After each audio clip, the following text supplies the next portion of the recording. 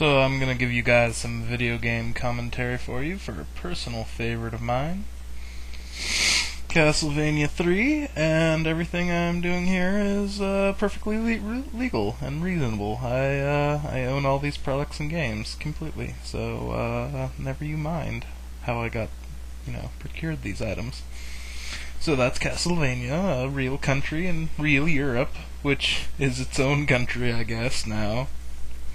Castlevania 3 by Konami, one of the greatest games of all time, because it's blasphemy-rific. During the 15th century Europe, there lived a man named Dracula. He practiced sorcery in order to create a bad world filled with evil. He began taking over the continent of Europe, changing countries from good to bad. The good people of Europe tried to fight off Dracula, but no one was able to survive. Greatest writing ever. Finally, the Belmont family was summoned to battle Dracula's vile forces. The Belmont family has been a long history of fighting evil with that whip. Which is actually more of a flail. The townspeople who became afraid of the Belmont's superhuman power and asked them to leave the country. Fortunately, the good people found a mighty Belmont called Trevor.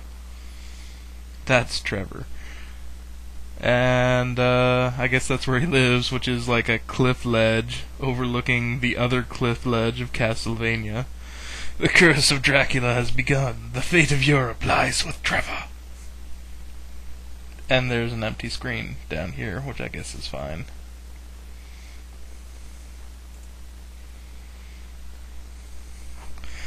This is the cheat code screen. There's a couple of them for this game.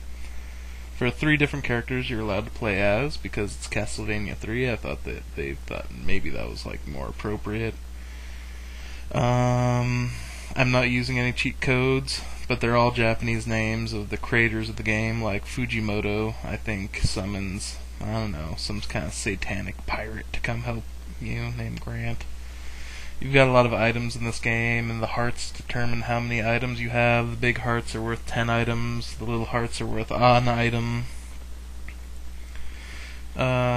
Trevor's whip is powered up by basically anything, so the power-ups don't really matter for the whip, because you're going to get them, in a second. A bunch of skeletons you can fight, and if you don't press up when you go up the stairs, you're completely effed. There is no choice. You will die.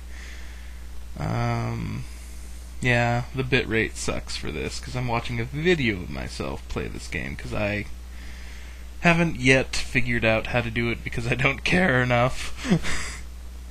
There's a lot of candle whippings in this game, kind of like in the old version of Zorro.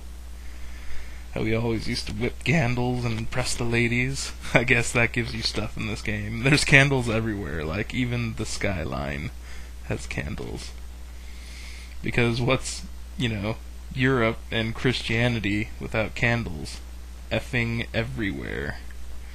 And this game is also fueled by blasphemy. It seems like Trevor's only conceivable actual power is the ability to wield a whip and be Catholic.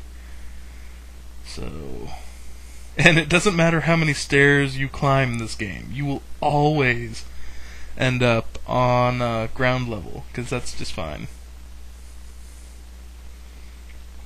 And if you'll notice, medieval Europe looked a hell of a lot like Greece.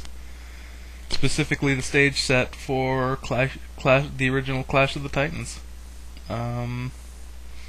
Similar with the stairs. If you don't press down while you're walking down the stairs, you just plummet to your doom. You can't jump on stairs.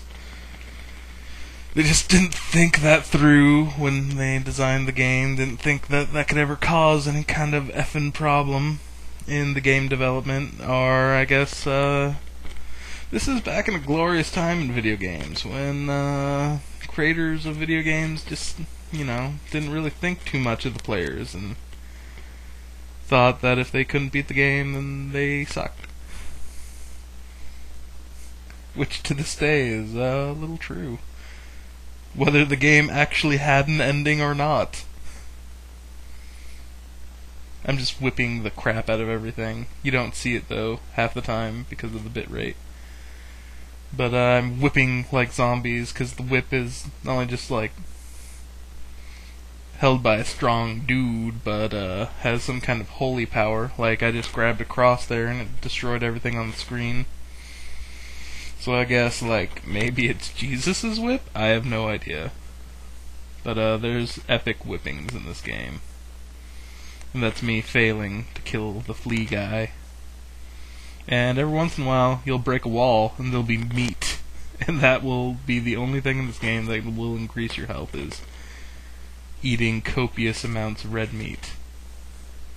Now, I think that's kind of effed up, but I know my friend Marcus would probably think that was, like, the truest thing that he might teach his future children one day, assuming, you know, that he's indeed straight and junk. I'm not terribly convinced myself, but of course Marcus is fictional. He's not a person, nor is this Derek guy. So they're completely fictional, made-em-up guys that are my complete intellectual property and have nothing to do with anyone in the real world. And of course, Simon, he's wandering through a graveyard, and he's going to foolishly replace the best item in the game with the worst, the knife. Right before the boss fight, fights a big-ass skeleton. I'm now teabagging. Oh, crap, it's alive! And he's going to just chase me around until he skewers me. Seems like Dracula could have had, like, about 50 of these guys and I'd be super dead. I mean, I wouldn't really be able to stop him if there were 2 of these guys on the screen, because I'm just running for my life at this point, because he chases you down mercilessly.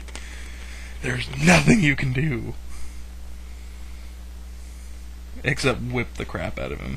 Like, I'm impaled right there, but I guess I'm fine. And every time you beat a boss in this game, you get some kind of satanic orb that helps you go to the next level. And you lose all your hearts and stuff. You gain some health, though. And Dracula doesn't care. None of these points matter.